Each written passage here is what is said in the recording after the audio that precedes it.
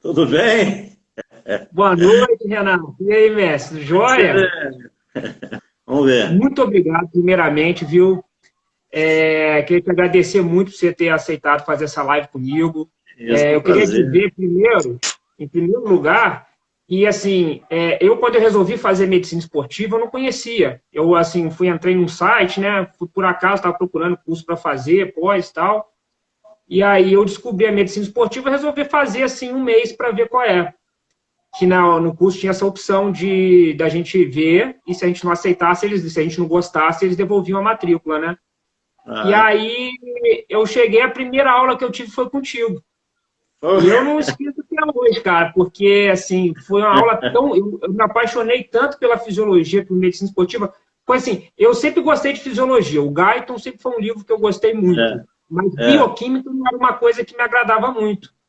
E assim, a bioquímica que você passou, da fisiologia do esporte, nossa senhora, eu apaixonei, gostei demais. É E que é uma aí, por bioquímica causa na disso, que eu prática, segui. né? É uma É, bioquímica na prática, né? é exatamente isso, na prática. E eu comecei a entender legal o porquê de cada coisa, assim, abriu minha mente para aquilo.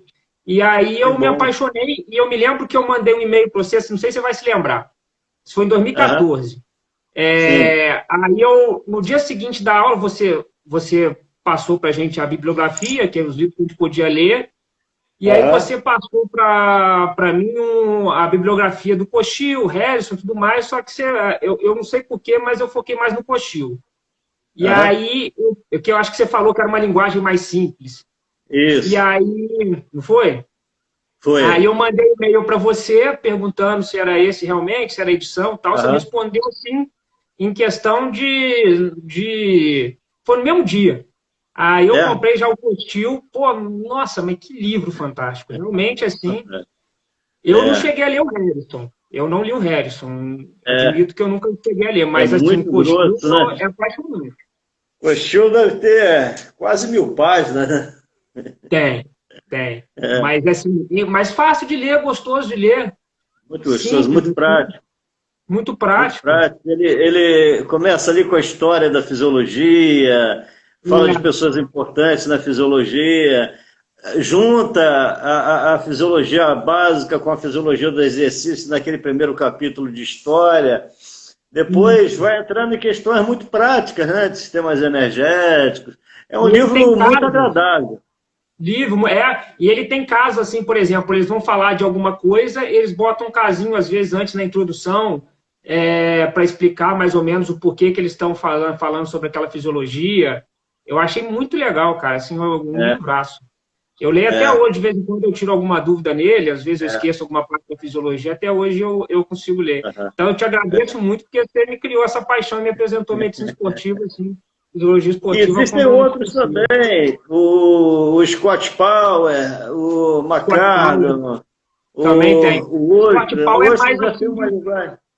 É. o Scott O Paulo é mais Osher tem uma assim de linguagem. interpretação, né? Mais O prático. Osher tem uma linguagem um pouquinho mais de biologia, uma parte de biologia molecular e tal, mas o Cochil é o primeiro livro, é o livro que apaixona, né?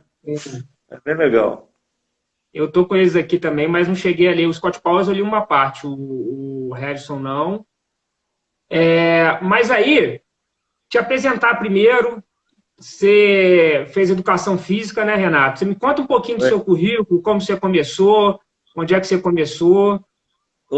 Silene, minha vida toda foi na Federal, na Universidade Federal do Rio de Janeiro, né?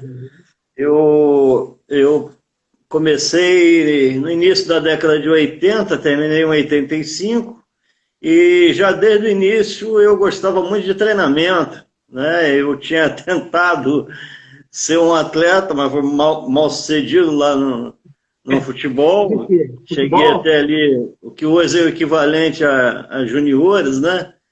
E na Aham. época, tinha um grande treinador na seleção brasileira que tinha sido praticamente um fisiologista em 70. Ele era um preparador físico e em 78 ele foi treinador, que é o Cláudio Pêssego Coutinho. Ele traduziu o livro do Cooper. Aham. E aquilo para mim foi uma coisa incrível, né? Foi ali que eu com o livro do Cooper, com o livro do Berelowitz, Meller, vários livros da época, Fox.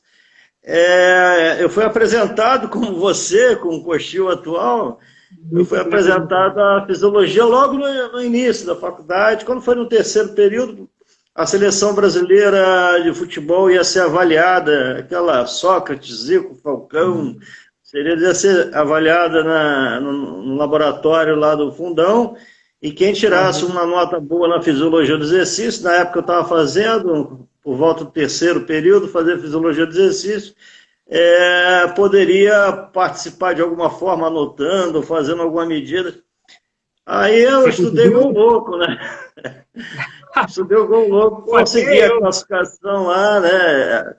E daí para frente, foi só gostar da fisiologia, fiz pós em ciência da performance. Antigamente, hein? O Zico estava lá também? Todo mundo, né? Fiz. Daí para frente, quando eu terminei, eu fui fazer ciência da performance humana lá no laboratório mesmo. Tinha um curso de ciência da performance, um curso que era assim, diário, um curso de pós-graduação diário, muito bom. E depois eu fiz no desporto, né? Em ciência do desporto, me especializei em futebol também, que é uma coisa que eu sempre gostei muito. E associar a fisiologia. Aí depois fui fazendo mestrado lá. Havia, antigamente, bases biomédicas, depois ficou bases, biociência, biociências da atividade física. Aí eu fiz e passei, logo, 2 anos depois passei, já tinha passado para a Escola Técnica Federal, mas queria mesmo entrar como professor do Fundão. Aí, logo depois, eu passei no concurso para professor do Fundão,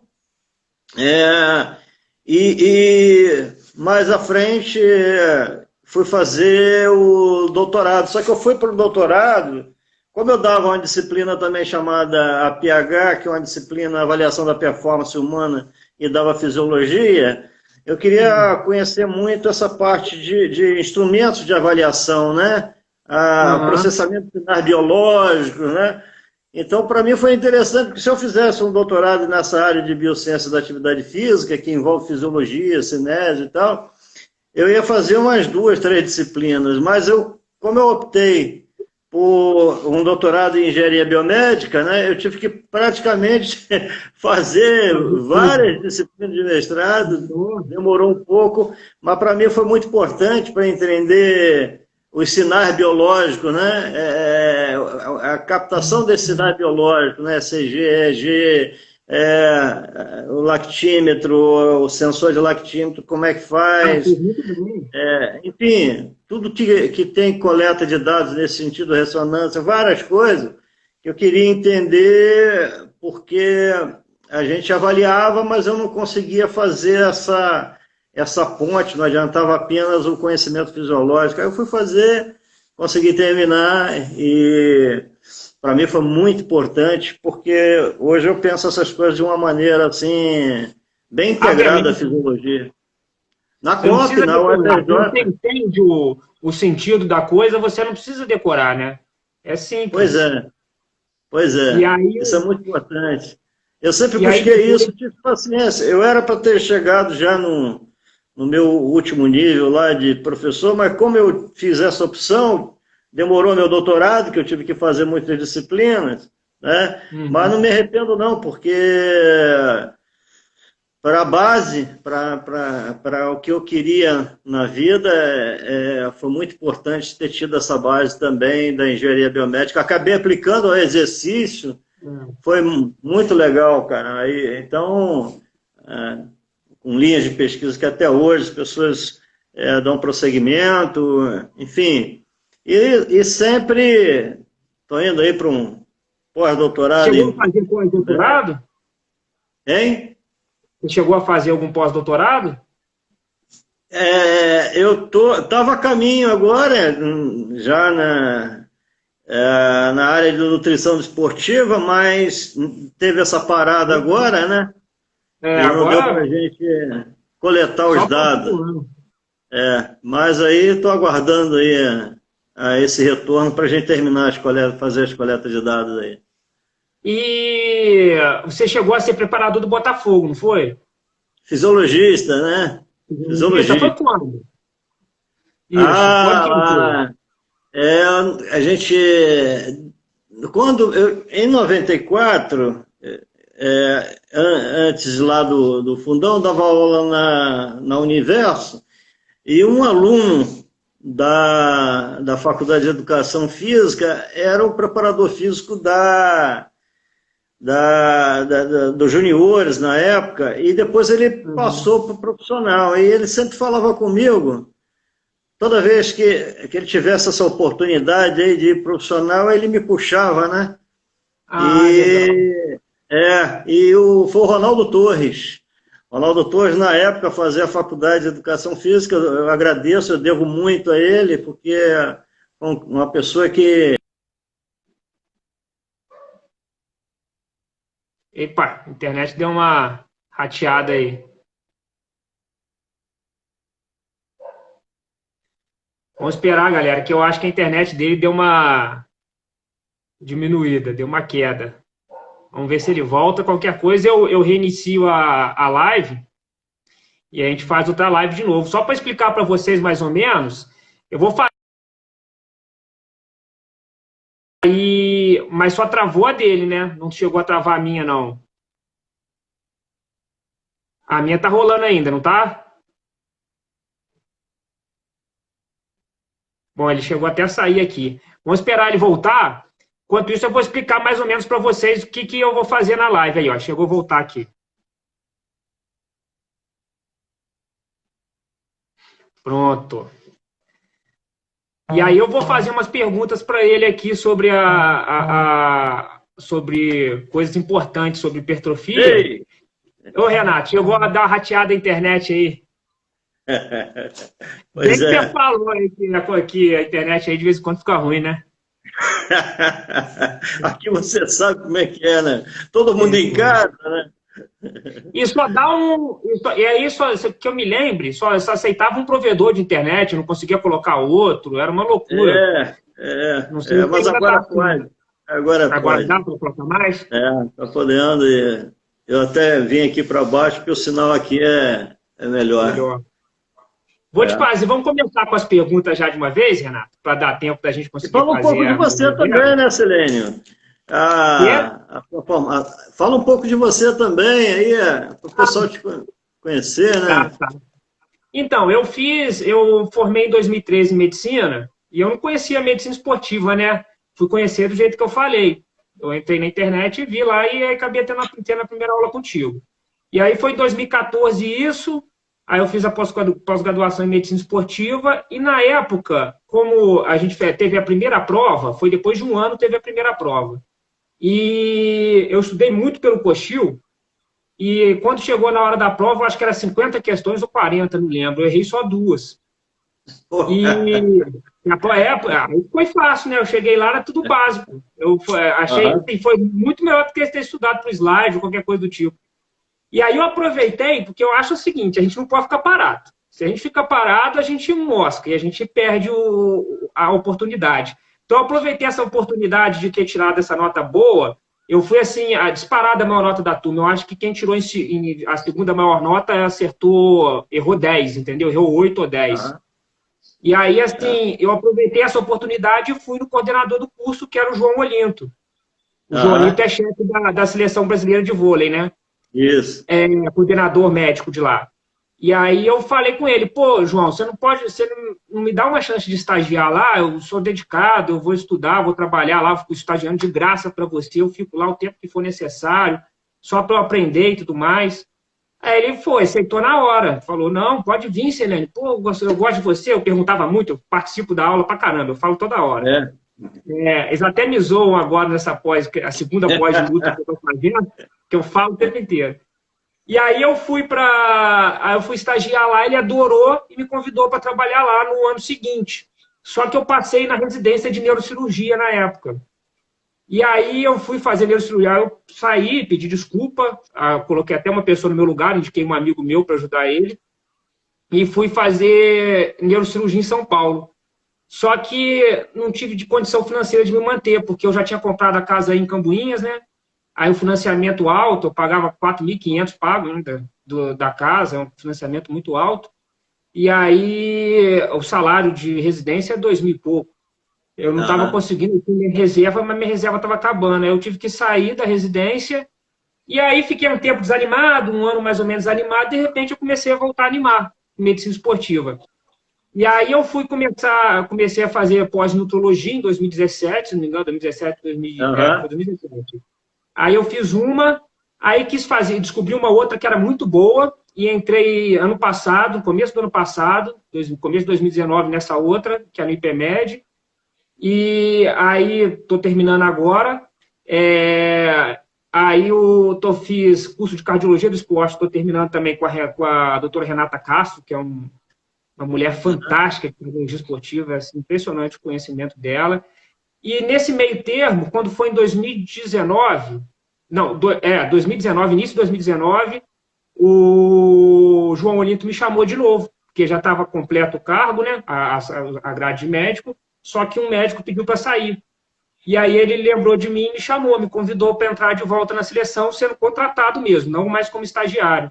E aí eu aceitei. Aí ano passado, no começo do ano passado, eu voltei a trabalhar lá, examinando os pacientes, e desde então estou lá.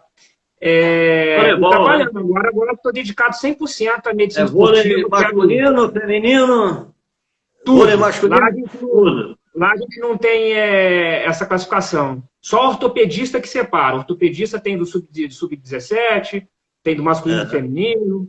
Agora a gente não. Nós somos 3 totais, né? Um nutrólogo para passar dieta para todo mundo, que é a parte que eu devo assumir agora, nesse próximo ano, e 2 médicos que vão ficar fazendo o exame físico e fazer o teste de esforço. Ok. E aí, em 2019, eu fiz o teste de esforço. E aí a gente... E até perdi o fio da meada. O que você tinha Não, perguntado?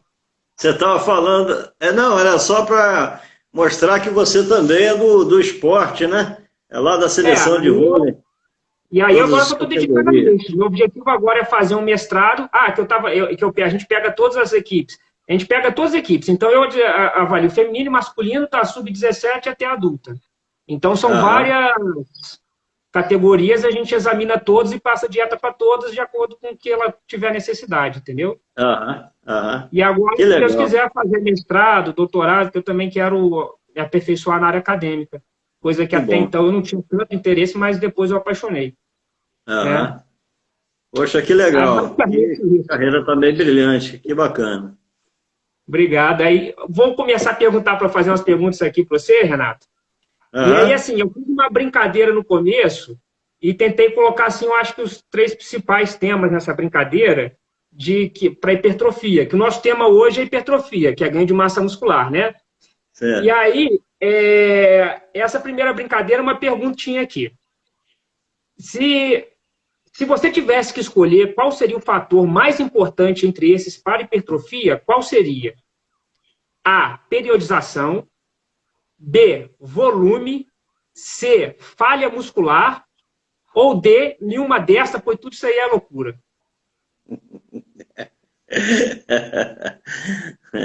Olha, tudo é importante, né? Menos a D, Tudo é importante. mas volume é fundamental, Escolhemos cara. Ô, volume? Selene, a equação para se ter volume, muitas vezes a gente pensa que volume é só repetições. A equação para você ter volume é uma equação que é assim, é o número de repetições vezes a carga que você coloca vezes o número de séries, né? Então, o Uhum. que eu quero dizer com isso? Quando a gente fala a volume e intensidade no treinamento esportivo em geral, fora a musculação, a gente Uhum. separa.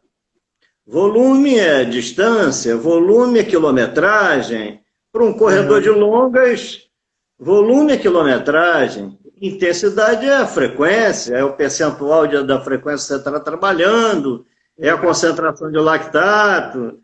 Agora, volume para treinamento resistido é uma coisa que associa muito a intensidade também, ao mesmo tempo. Se aumentar a carga, tá, eu estou aumentando o volume de treino. É curioso isso, né? Ele tem mais de um numeral na equação, diferente dos outros, que seria então a coisa da distância. Isso tem uma certa lógica para a musculação, porque volume tem uma relação muito grande com tempo sob tensão, tá? Tempo sob tensão. E o tempo sob tensão tem uma relação muito boa com a sinalização para hipertrofia. Então, vamos lá. Volume se relaciona ao tempo em que a fibra está sob tensão, certo? E isso tem uma relação direta com o tempo também para sinalizar, para você fazer a transcrição lá no núcleo da célula, os ribossomos construírem as proteínas, né, em função lá da mensagem que eu estou mandando para lá com a RNA transportador, né, aliás, o RNA mensageiro, o RNA transportador, fora os outros RNAs que hoje a gente conhece, o long non-code, o microRNA, enfim, há uma série de fatores ali. Isso está associado ao número de fibras. Então, por exemplo, quando eu coloco uma carga mais alta, eu tenho envolvimento de um número maior de unidades motoras ao mesmo tempo. Então, tem uma certa lógica. Quando eu falo em volume, e para ter esse volume maior, ao invés de aumentar as repetições, eu aumento um pouquinho lá a carga, eu envolvo mais fibras musculares ao mesmo tempo. Então, eu estou tendo mais tempo sob tensão em cada fibra. Ao mesmo tempo, eu estou sinalizando mais para hipertrofia em cada fibra. Então, mais microlesão também, né? Hein? Você faz mais microlesões também, que vai aumentar também o estímulo com isso. Também, que é um dos fatores a longo prazo importantes também para a gente ter uma fusão ali com as fibras chamadas células satélites, que se fundem à célula muscular principal e acaba aumentando, né, a quantidade de núcleos dentro da célula, potencializando mais a essa célula receber mais sinalização, né? Então, é uma coisa interessante que quando a gente fala em volume, às vezes as pessoas brigam. Ah, comigo é peso, comigo é repetição. Olha, não tem que brigar. Está falando a mesma coisa. Se você aumentar o peso, você aumenta o volume. Eu fiquei na dúvida se você fosse escolher. Eu fiquei na dúvida se você ia escolher a falha muscular ou o volume, mas realmente, assim, o volume ele acaba representando tudo. Você pode mais volume, maior a chance de chegar na falha muscular. Se eu repetir um pouco mais, eu aumento o volume. Agora, a falha tem uma coisa que é curiosa, né? Vamos supor que você tem 40 minutos para treinar. Aí você resolve levar, tá? Você tem 40 minutos para treinar. Você resolve, na primeira série, já ter uma falha, né? Uma falha concêntrica. Só que você tem aquele tempo máximo, pelo seu trabalho, pelas coisas que você tem disponível ali, aqueles 40 minutos. Se você leva o músculo à falha logo na primeira série, será que na segunda você vai repetir, você vai fazer com aquele tempo que você tem ali de recuperação o mesmo número de repetições? Será que você não precisaria um pouco mais? Então, a falha ela deve ser pensada no volume, porque a falha pode atrapalhar o volume. Às vezes a gente pensa que a falha é sempre favorável ao tempo sob tensão, ao volume. Eu pensava nisso. Eu pensava que a gente tinha que falhar em todos os exercícios. Pois nem sempre dá para acontecer. Se você tem um cara que tem todo o tempo do mundo, né, para ficar lá esperando a saída né, um retorno a um pH ótimo da célula, uma restauração de fosfocreatina, enfim, a célula voltar a uma situação de repouso é uma coisa, mas nem sempre a gente tem esse tempo. Então, às vezes, é uma ilusão achar que levar a falha leva ao aumento de volume. Pode levar na primeira série. Mas só que ele não vai fazer uma série apenas. Digamos que ele tenha na programação dele 1 minuto de recuperação. Ele conseguiu na primeira 16 repetições. Na segunda, ele conseguiu fazer. Opa, deu ruim de novo. Deu uma caída. Bom, ele tá... Entendi. Ô, Renato, então eu descobri meu erro. Porque meu erro, eu fico 1h30 na academia. É porque eu sempre chego na falha em todos os que eu faço, entendeu? E assim, Mas realmente, eu tenho que recuperar. Eu tenho que ficar 1 minuto e meio. Para fazer isso, né? Pois é, em meia hora eu não consigo. Se for fazer em meia hora, eu consigo treinar um músculo e olhe lá. Entendeu? E sem fazer a quantidade de exercício suficiente. Porque realmente, quando você vai fazer a segunda, você não aguenta fazer 3. Né? A gente tem que pensar que nem todo mundo. A gente tem que pensar que nem todo mundo tem esse tempo disponível para poder compensar, né, uma acidose metabólica muito mais descompensada, que é o que acontece quando você repete mais. O nosso pH celular cai, as enzimas vão parando, né? Então, a gente precisa de mais tempo de recuperação para poder manter o volume, né? Só que nem sempre a pessoa tem. Então, por isso que hoje se questiona muito a falha, porque nem sempre é possível você manter o volume. E tem mais.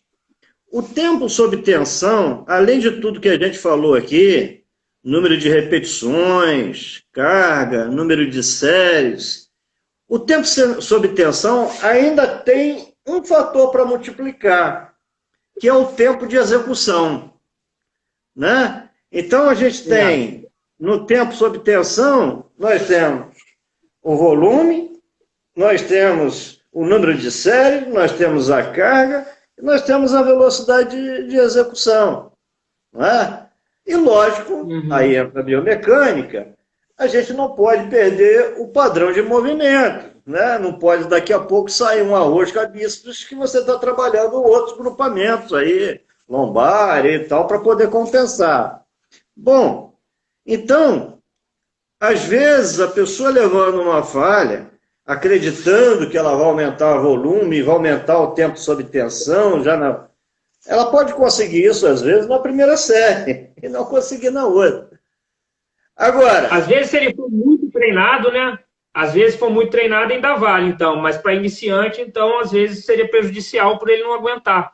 Ele tem uma recuperação até mais deficitária. À medida que você vai treinando, as suas fibras tipo 2x, que são fibras boas em força, mas ruins em recuperação, ela vai adaptando mitocôndrias para recuperar mais rápido, mioglobinas. Então... Deu uma travada aí.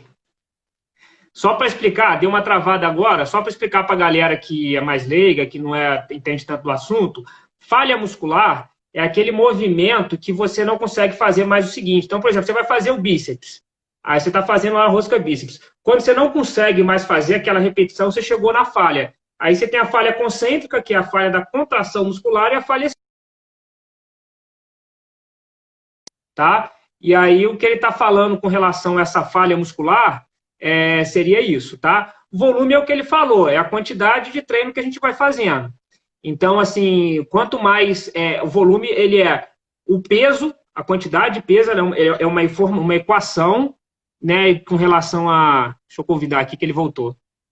É uma equação que envolve carga, o tempo que você está fazendo o exercício, né, e a quantidade de séries que você vai fazer. Aproveitei que você caiu, mestre, para poder explicar para eles, para quem é leigo, porque aqui tem 70 pessoas assistindo agora no momento e fica variando, né? E tem alguns que Aham. já, muito profissionais, que já sabem muito, e tem pessoas leigas, ou então que estão começando com educação física agora, estão começando a aprender agora.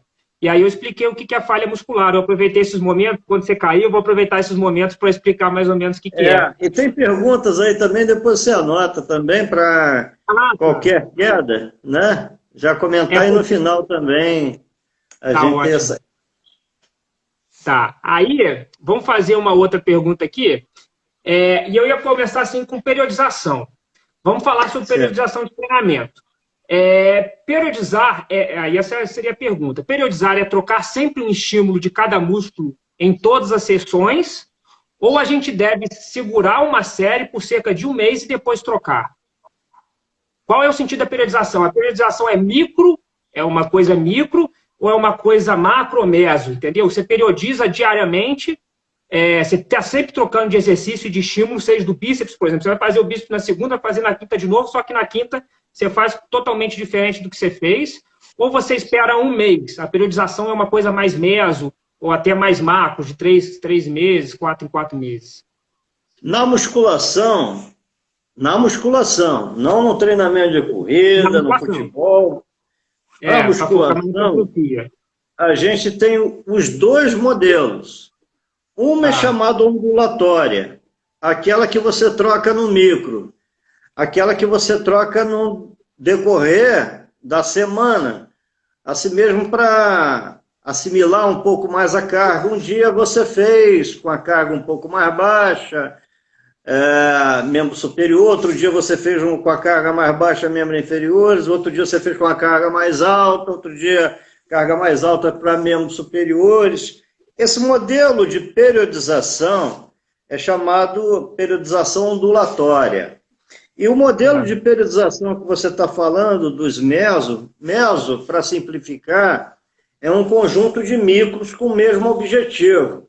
É aquelas 4, 6 semanas que a gente vai trabalhar a força de resistência, é aquelas 4, 6 semanas que a gente vai trabalhar a hipertrofia, é aquelas 4, 6 semanas depois que a gente vai trabalhar a potência. Esse tipo de periodização na musculação é chamado a periodização linear, ok? Então, existem dois modelos na musculação de periodização. Tem um professor aqui no Rio de Janeiro, chamado Diego Evangelista, que ele faz uma questão, coloca uma questão interessante, porque ele estudou bastante periodização, uma coisa que eu gosto particularmente também, que o termo periodização é muito mais do que isso. Isso é uma ondulação, a variação de carga. Mas em qualquer país do mundo, e nas revistas e tal, esse termo periodização para musculação é aceito. Se a gente pegar na história realmente do termo periodização, era divisão de período para alcançar resultados específicos, dividido em fases, né? A periodização clássica, ela foi criada na década de 60, 64, pelo Matveev, um pesquisador russo. Ele dividiu o treinamento, não na musculação, mas de uma maneira geral, foi onde ele criou o termo, dividiu o treinamento em fases. Fase básica, fase específica, fase de competição, fase de transição. Naquela época, as equipes, os atletas se davam assim, o luxo, né, de ter um período específico para competição. Hoje, você tem que ser campeão em janeiro e até dezembro, senão você é eliminado. Não é? Então, esse termo, periodização, ele visava, através dessas fases, através da oscilação dessas cargas, primeiro você começava com volume, depois ia para a intensidade, ficava um tempo menor em intensidade, depois ia lá para julho, agosto, ia para alcançar um pico de treinamento. Você imagina você falar para o Flamengo, que você vai alcançar o pique na segunda semana de julho, que o resto vai ser difícil, porque isso não existe na prática nos dias de hoje, né? Mas foi assim que foi criada a periodização, por Matveev. Logo depois, na década de 70, vieram vários pesquisadores que começaram a condenar esse tipo de coisa. E Matveev fez com um grupo muito pequeno, né? Tinha alguns lutadores, tinha gente ali de luta, tinha alguns de peso, mas muito pouco. Não era uma morte, tinha corredores, mas muito pouco. Se não me engano, dava 6 pessoas. Era um negócio pequeno para a época, mas foi muito útil, não é? Tem um artigo do Verkhoshansky que ele acaba se metendo no pau lá na periodização do Matveev. Eu prefiro não fazer isso, porque foi muito útil para a época, muito útil, porque nos fez pensar na organização do treinamento, porque até então a gente tem que partir do princípio que o treinamento não era organizado, não é? E na época ele tinha uma solidez do que se conhecia na época a respeito de fisiologia. Se acreditava que você tinha que ter um aeróbio muito bom para poder recuperar muito bem as qualidades de intermitência, velocidade, agilidade. Hoje você vê um HIIT, que a pessoa faz um treinamento de altíssima intensidade, melhorando o VO2. Você vê um treinamento resistido em circuito, e o sujeito melhora o VO2 pra caramba. A gente sabe que não precisa de ter um aeróbio excepcional para um dia ter velocidade. Eu me lembro que eu tive um aluno na década de 90, que ele falou assim, contei essa história para ele, falei dos novos modelos de periodização, ele falou assim, na época, eu competia com os melhores em 100 metros, na década de 80, ele falando. E eu acreditava tanto em Matveev que eu passava 4 meses fazendo treinamento de baixa intensidade para ter um aeróbio excepcional. Então, o aeróbio, não é? Existia uma predominância numa determinada fase. Os outros que vieram, Bondachuk, Chine, outros pesquisadores começaram a mostrar que a especificidade ela tinha que caminhar logo desde o início. Então, já na década de 70, começaram a surgir críticas a esse modelo muito rígido, para que, como se todas as modalidades tivessem que treinar da mesma forma. Mas veja, fazer uma crítica hoje ao Matveev é muito fácil, porque isso foi em 64. Não, mas a gente... Isso aí é história de vida, é a história do treinamento, não é? Então a gente não pode negar que os outros também contribuíram e aprimoraram. Hoje, por exemplo, existe um modelo de treinamento, já na década de 70 para 80, que é o ATR, acumulação, transformação e rendimento, que você tem um momento de acumular, você tem um momento de transformar no que você precisa para a modalidade, você tem um momento de render, em cada momento tem treinos específicos, enfim. A periodização do treinamento esportivo, ela fez um caminho, tá? E a periodização da musculação fez um caminho mais recente, tá? Que algumas pessoas chegam até a questionar verdadeiramente o termo para ser usado na musculação. Mas como é aceito nos artigos científicos, né? Periodização ondulatória, periodização linear, a gente pelo menos assim, concorda que tem vários artigos que comparam esses modelos. Então, para ficar bem claro, não é? Na musculação, o termo periodização se refere a, não como Matveev fazia naquela época, para você ter fases específicas lá, um pico, você teria um momento de saída de forma consciente. É usado para oscilação de carga. Quando eu faço essa oscilação de carga no meso, ou seja, num conjunto de micro, eu chamo periodização linear. Quando eu faço isso dentro de um micro, na semana de treinamento, para recuperações, para adaptações neuromusculares variadas, né? Eu chamo de periodização ondulatória. Tá? Então, as duas. Então, é mais a periodização da carga do que a troca do exercício. Exatamente, exatamente. Então, da mesma forma que eu falei para você que volume, né, é um conceito que no treinamento da musculação, treinamento de força, ela tem um conceito assim mais amplo e para quem está acostumado a fazer outras modalidades, né, treinar outras modalidades, acha que volume é distância, é apenas quilometragem, né? São visões diferentes de modalidades diferentes. Então, por exemplo, a pessoa pode fazer supino reto a vida inteira, nunca trocar a moado de estímulo, só que sempre oscilar a carga. Não o princípio da sobrecarga progressiva, porque existe um princípio da sobrecarga progressiva, né? Que você sempre tem que aumentar o peso. Mas então você fala que a periodização é importante de vez em quando fazer um treino com o volume menor, com um número de repetição menor e um número de carga menor, embora a gente tenha que sempre fazer a sobrecarga progressiva. Exatamente. Existem princípios científicos no treinamento.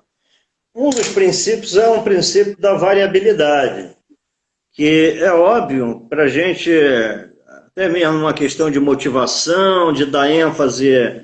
A hipertrofia ela é também regional, né? Então é sempre bom que a gente, num tempo, a gente faça mudança também nos exercícios. Tem alguns exercícios que são muito básicos, né? Que ninguém gosta de ficar trocando, supino é um deles, o agachamento, mas um dos princípios do treinamento é o princípio da variabilidade, né? Da variabilidade. É importante. Que aí você vai pegando estímulos diferentes da parte do músculo com a variabilidade, né? E aí você, no final, você forma um músculo mais completo, mais coeso, e pegando todas as partes dele, ele vai ter um volume maior. Exatamente. E a questão da motivação também, né? Motivação, você não come feijão com arroz a vida toda, mesmo sabendo que aquilo é legal. Então vamos falar sobre outra parte. Aí eu acho que então, a gente falou bem sobre periodização, até na questão do aspecto fisiológico de fazer ela, né? E aí, com relação sobre volume, também a gente falou, vamos falar um pouquinho da falha muscular.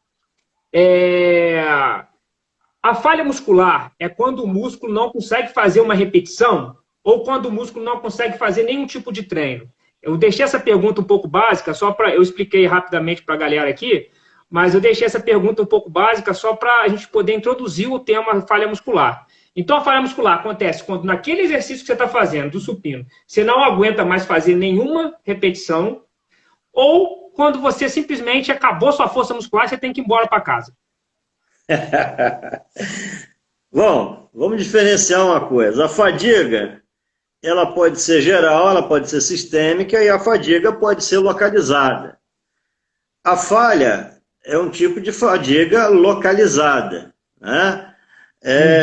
Então, por que acontece essa fadiga localizada? Às vezes a gente eu falo com meus alunos, ele faz 4 anos de faculdade de educação física, faz pós-graduação e a gente fala assim, pô, o cara está em fadiga, né? E perguntar ao advogado, ele vai falar, poxa, o cara não conseguiu realizar mais exercício, teve a falha porque ele está em fadiga. Então é uma coisa óbvia, mas na verdade, a fadiga ela é multifatorial. Vamos para os fatores principais, tá? Existem vários, inclusive fadiga central, vários tipos de fadiga. Mas vamos para um elemento que é básico, que é a baixa do pH celular. Então, o excesso de hidrogênio que a gente passa a fazer dentro da célula, né?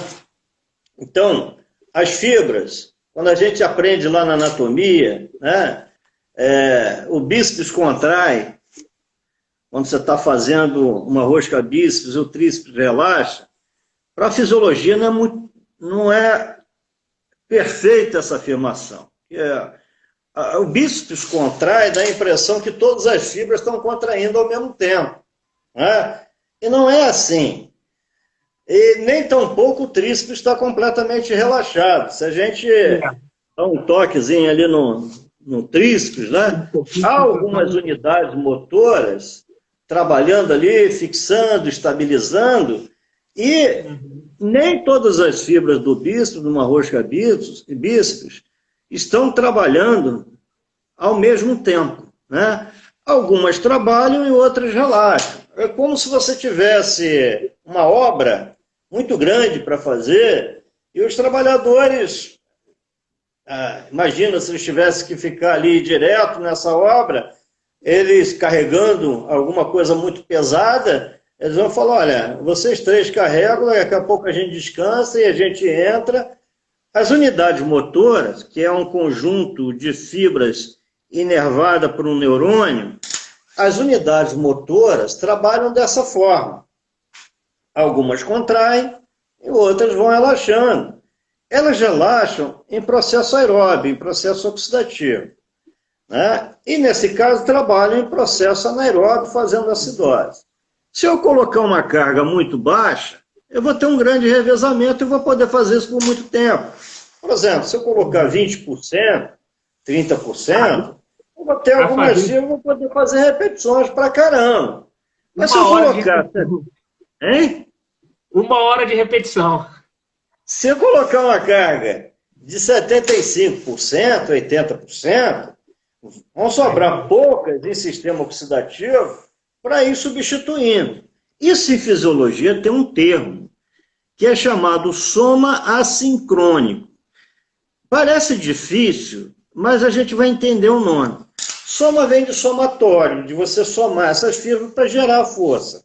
E assincrônico quer dizer o seguinte, não existe um sincronismo. Haveria um sincronismo se todas fossem recrutadas ao mesmo tempo. Então, há um somatório assincrônico que algumas estão contraindo e outras relaxando e se recuperando. E elas vão alternando. Aí, agora é a sua vez, tranquilo, dá para mim, estou fazendo as repetições. Aí, agora eu descanso. E elas vão alternando, né? Chega um ponto que você dá sinal para algumas que elas falam assim, olha, não dá não, tenta outra. Aí oscila um pouco. Nós temos o fuso muscular, né, que capta essas oscilações assim, né? Nós temos mecanismos, chamado sistema gama, para manter esse sempre funcionamento do fuso muscular, como um mecanismo reflexo. O sistema gama deixa o fuso sempre ativo. Oscilou, não conseguiu vencer, ele manda sinal, vamos recrutar outras. Oscilou, não conseguiu vencer, vamos lá recrutar outras. E vai naquela alternância. Para a gente que está do lado de fora, acha que a coisa está legal. Mas lá dentro é uma bagunça terrível, né? Porque há um desespero total. Uma vez eu contei uma história dessa no Instagram, né? Eu estava meio inspirado naquele dia. Eu contei uma história, né? Que falava exatamente disso, da bagunça que é, né? Dentro da fibra muscular. E você imagina, todo mundo quer, as fibras querem, na verdade, botar a perninha para cima e ficar descansando, mas não tem tempo para isso. Né? Porque é sistema oxidativo que você coloca, né? Quanto mais carga, então, mais eles vão ter que se ajudar. E aí mais células vão estar produzindo lactato, piruvato, no caso, dentro da célula, né? E aí mais acidose você vai ter ali central, porque mais fibra está sendo produzida. Na verdade, a formação do lactato está até reduzindo a fadiga. Tá? Porque quando você forma lactato...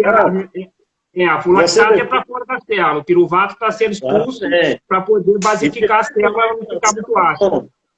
O lactato é bom. Exatamente. É. Então, vamos lá. O cara está fazendo abdominais. Tá? No início, bacana, perfeito, eficiência mecânica total. Chega um ponto que você começa a ver aquele tremor, não é? Aí, se você perguntar a um advogado, ele vai falar, esse cara está em fadiga.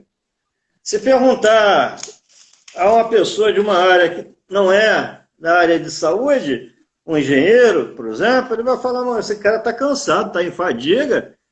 Às vezes a gente faz 4 anos de faculdade de educação física, faz na medicina faz a medicina desportiva, na nutrição faz a nutrição do esporte, enfim.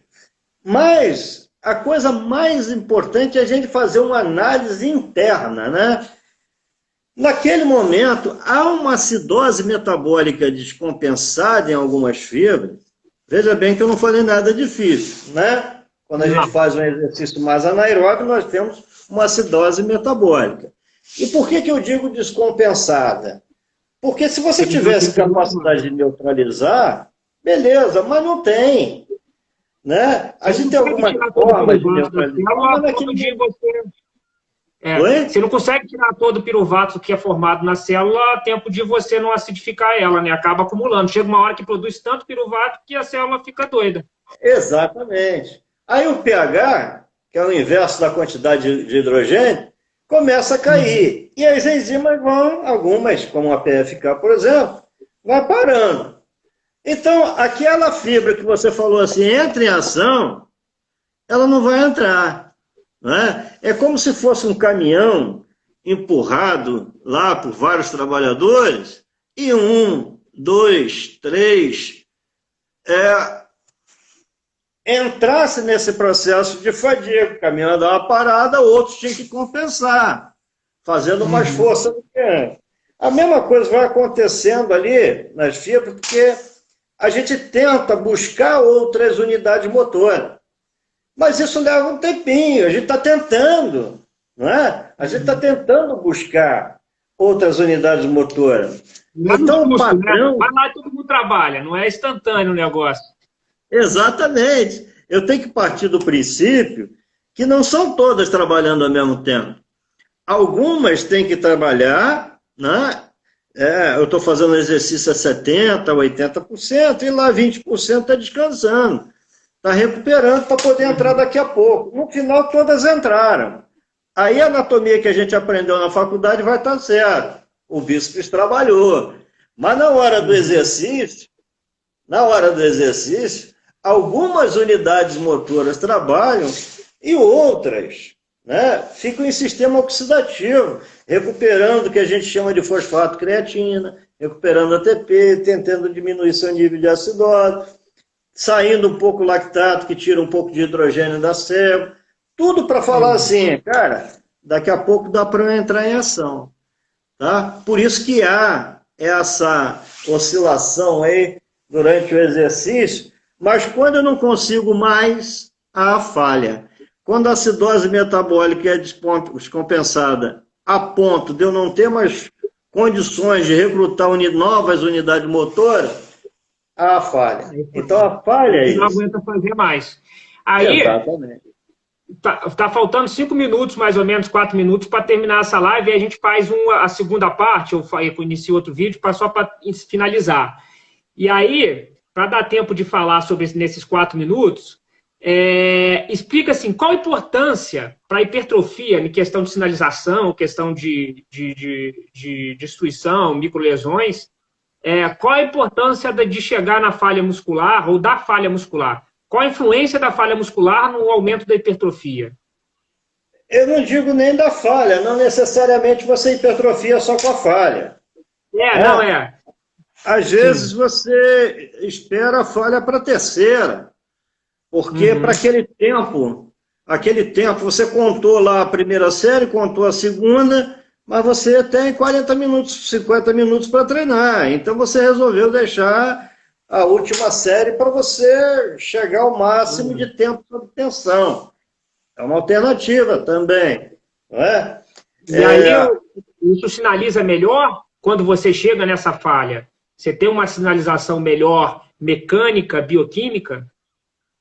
A melhor é aquela que o volume seja melhor. Não necessariamente a falha vai te dar esse melhor volume. Tá, né? entendi. Vamos supor que você tem 1 minuto para recuperar. Na primeira você fez a falha, com 15 repetições. Na segunda você caiu para 5. Geralmente, quem tem um predomínio de fibra de contração rápida em um determinado grupamento, é muito bom para botar peso, mas é muito ruim para recuperar. Quando você quiser saber, tá, sem fazer biópsia, essa é uma técnica de um americano chamado Piper. Quando você quiser saber uma predominância de fibra sem fazer biópsia, num determinado grupamento, porque a gente não é fibra rápida ou fibra lenta. Cada músculo tem uma característica. A gente observa a recuperação e o número de repetições. Então, o músculo que tem predominância de fibra de contração lenta, geralmente, você não conseguiu colocar tanta carga, mas você recupera muito rápido. O músculo que você tem, ele tem uma certa dificuldade de hipertrofiar também. O músculo que você coloca muito peso, você não conseguiu fazer, você precisou de muito tempo para recuperar, né? Por que você precisou muito tempo? Porque naquele grupamento, você tem muitas fibras de contração rápida. A fibra de contração rápida é capaz, a fibra tipo 2, ela é capaz de gerar tensão pra caramba, mas ela é ruim em recuperação. Por causa da mitocôndria? Quantidade de mitocôndria? As duas hipertrofias.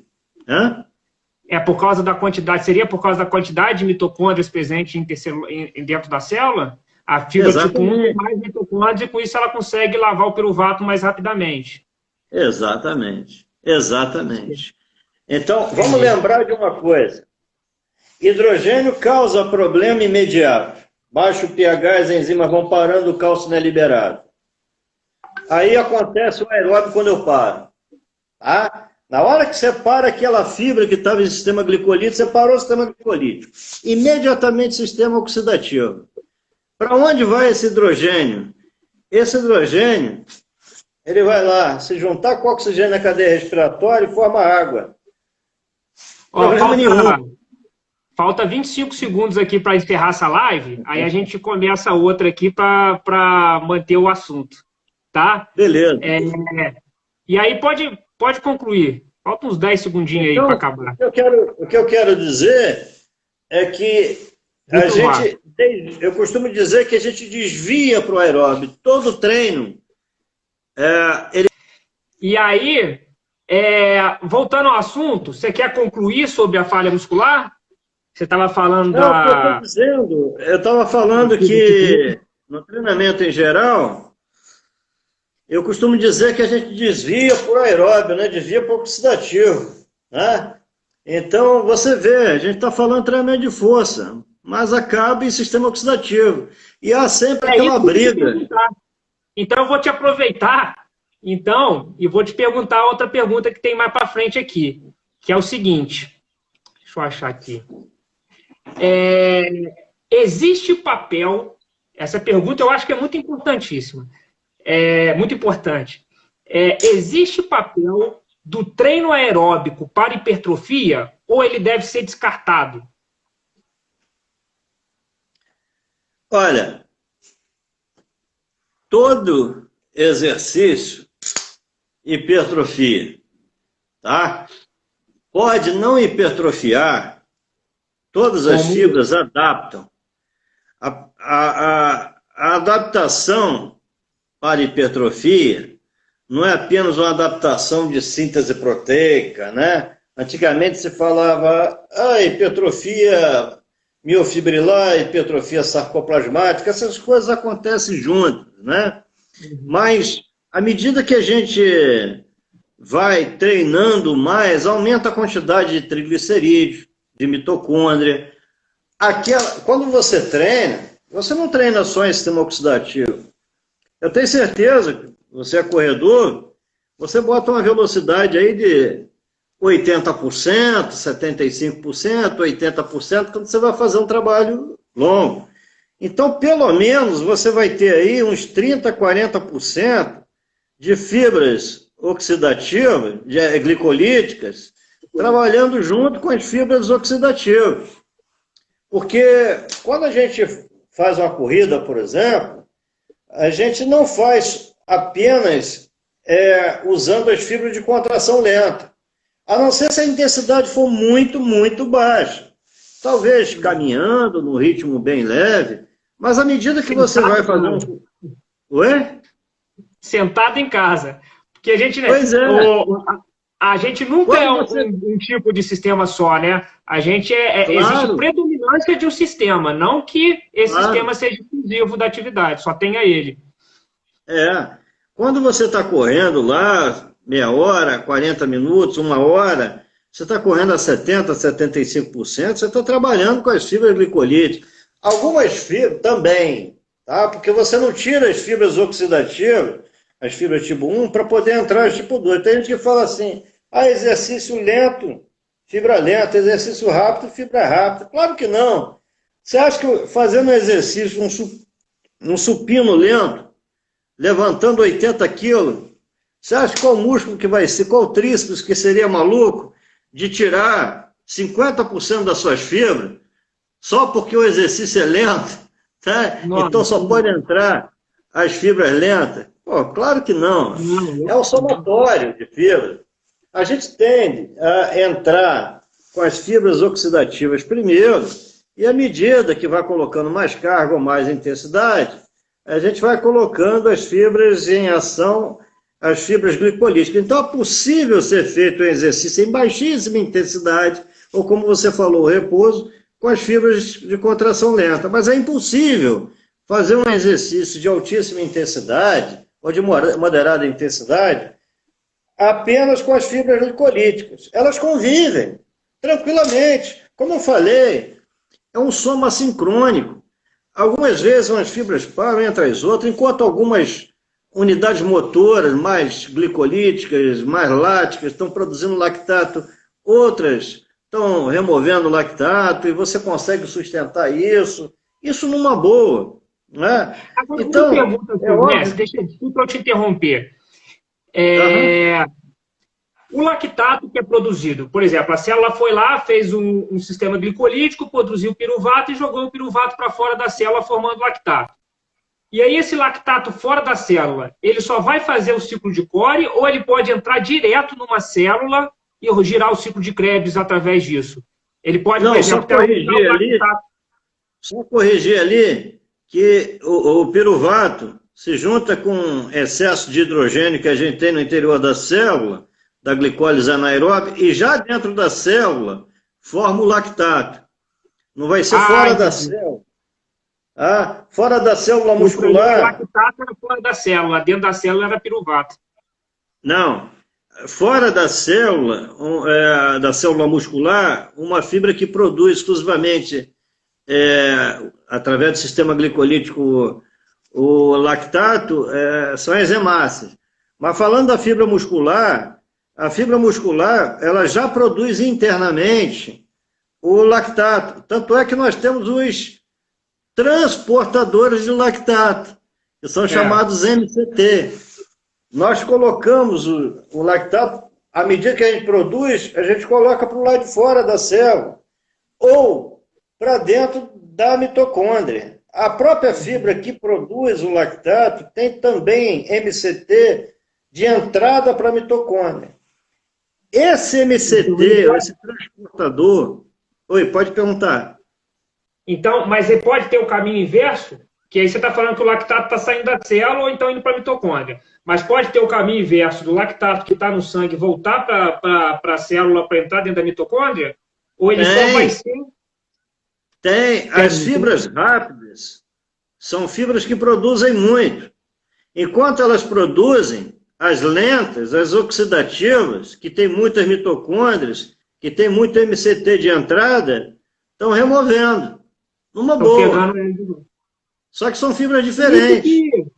Por isso que a gente lava o lactato fazendo atividade aeróbica em baixa intensidade, né? Por exemplo, o nadador vai lá, faz um tiro de 100 metros numa competição, ou 50 metros, vai ter uma prova daqui a pouco, ele vai para uma piscininha ali, nadar devagarzinho, para poder o sistema aeróbico, as mitocôndrias precisarem desse lactato e pegar esse lactato para ser lavado, né? Mas qual que você acha que é o principal sistema de lavagem de lactato do sangue? Seria através das mitocôndrias ou através do fígado fazendo o glicogênio, o glicose de novo? Qual que seria o principal? Normalmente, há vários lugares que consomem lactato. Vários. Coração consome lactato, mas o volume é relativamente pequeno. Cérebro consome lactato, volume relativamente pequeno. O maior consumo de lactato que nós temos é através das fibras oxidativas. E a gente pode intensificar isso. Né? Pode intensificar, por exemplo, se a gente quiser, nem sempre a gente quer, mas se a gente quiser fazer um intervalado de 2 minutos abrindo bastante passada, por 5, trotando num ritmo a metade dessa velocidade, a gente está intensificando ainda mais as fibras oxidativas nesses 5 minutos a removerem o lactato. O MCT que faz sair o lactato, o MCT das fibras de contração rápida, que faz o lactato sair da célula, é um MCT chamado tipo 3, 4. E o MCT de entrada das fibras de contração lenta é o MCT tipo 1. Então, o tempo todo a gente está colocando lactato para fora e está colocando lactato para dentro das fibras oxidativas. A própria fibra que produz, ela tem na mitocôndria, né, MCT de entrada. Então, o que o Brooks hoje chama de shuttle intrafibra, né? O shuttle lactato dentro da própria fibra. Então, o lactato pode ser, até na própria fibra, ser consumido, mas, em geral, ele é lançado para fora, né? O MCT, o transportador chamado monocarboxílico, é lançado para fora, o lactato, e lá nas fibras de contração lenta a gente aproveita esse lactato para formar piruvato, para entrar no Krebs e ser uma grande fonte de energia. Uma vez... Por isso que eu... Pode falar. Oi. Por isso que eu prefiro fazer... Eu prefiro pedir para os meus pacientes deixarem a atividade aeróbica para depois da atividade de musculação. Porque eu sei que a gente vai usar aquele lactato que foi produzido durante o treino aeróbico da musculação, a gente vai usar como fonte de energia no final ali também, para ajudar no treino aeróbico. Então eu falo, para quem quer hipertrofia, né? Para quem está pensando em hipertrofia mesmo. Eu falo, deixa ali para você usar, para você fazer uns 10 minutinhos ali de esteira em baixa intensidade, para você lavar esse lactato e estimular a produção de mitocôndria. Vamos pensar numa coisa. Tem uma coisa muito importante a respeito do lactato. O Brooks fez uma revisão de tudo que foi produzido sobre o lactato em 2019. No meu blog, profrenatoalvarenga.blogspot.com, lá no final, é um artigo que eu coloco até na minha disciplina do mestrado, Fisiologia do Exercício de Alta Intensidade, que agora a gente está parado, mas é um artigo, é o último artigo lá do blog. É um artigo sensacional. Depois eu coloco no comentários aqui, depois quando eu for publicar, eu coloco... profrenatoalvarenga.blogspot.com. É o último artigo lá no final. Então ele faz uma revisão, o Brooks é o maior do estudo do lactato, né? O lactato, se a gente ver lá, são quase 30 páginas de efeito positivo do lactato. O lactato é extremamente positivo para o sistema nervoso, para a memória, para adaptar, por incrível que pareça, adipócitos. Recentemente, a partir de 2014, tem sido mostrado a importância do lactato para adaptar. Você sabe que na hora do exercício o lactato inibe a LHS, a gente não consegue metabolizar gordura, né? Se o lactato estiver alto. Mas, no pós-exercício... lavar o lactato, né? O corpo fica preocupado. Ele fala, pô, por que eu vou usar gordura se eu estou cheio de lactato aqui? Eu preciso das mitocôndrias para... Exatamente. Mas tem uma coisa muito boa do lactato, tem várias, né? Coisas muito boas. Uma delas é a adaptação dos adipócitos brancos em adipócitos bege. Os adipócitos bege são consumidores da sua própria gordura. Elas apresentam uma proteína de não acoplamento chamada de UCP, que ao invés de você ter restauração somente, Opa, deu outra agora. térmica. O músculo tem isso, adapta isso através dos treinos intervalados, inclusive os adipócitos. Nós nascemos com 5% de gordura marrom, não é? Que é uma gordura extremamente termogênica, com muito UCP. Só que... Hoje vem sido muito estudado na obesidade. E lá na frente, com o treinamento, é possível fazer essa adaptação, através do lactato, de o adipócito branco, que é um adipócito passivo nesse sentido, ativo para coisas tipo citocinas inflamatórias, né? Mas passivo em relação a metabolismo, ele se torna ativo, passa a comer sua própria gordura, né? Então, pelo aumento da UCP. Então, quase um adipócito marrom. Eles chamam de bege, porque eles chamam de browning, é como se caminhasse, porque à medida que vai aumentando o mitocôndria, vai se tornando marrom, né? Mas é aquele caminho que passa a ter até o marrom, bege é aquele caminho intermediário. Então, o adipócito bege... Oi? Eu não sei se você já ouviu falar, mas hoje em dia tem se estudado em ratos a colocar implantação de adipócito marrom dentro do rato para ele emagrecer. E no rato tem dado certo. Só que ainda não chegou a esse estudo humano, né? E ele certamente vai dar certo. Certamente vai dar certo. E o treinamento faz isso. Claro que com paciência, né? Às vezes a gente diz assim, o treinamento acelera o metabolismo. Mas tem que acelerar o metabolismo em vários aspectos. Um deles é o lactato. O lactato interfere de forma positiva em várias coisas. Certa vez, um aluno me perguntou assim, meus alunos têm uma competição de judô e entre uma luta e outra demora, eu vou colocar, depois de cada luta, eles para trotarem e para poder remover o lactato mais rápido, porque a outra... Aí eu perguntei, quanto tempo depois que ele vai lutar? Daqui a 1 hora e tal. É claro que existe o treino lático com recuperação ativa, é até bom para melhorar o limiar, até bom para outros momentos, mas naquele momento ali, ele estava com suplemento, porque ia ter uma luta depois, ele estava com um suplemento sensacional. O lactato é um suplemento maravilhoso. O lactato, ele, como você disse bem, ele vai ou ser usado pelas fibras oxidativas, né, poupando um pouco ali do glicogênio, ou ser transformado lá nos hepatócitos em glicose, e com a grande vantagem, se o seu tríceps não pode doar o glicogênio para o bíceps, o quadríceps não pode doar o glicogênio para os isquiotibiais, mas lactato é sistêmico.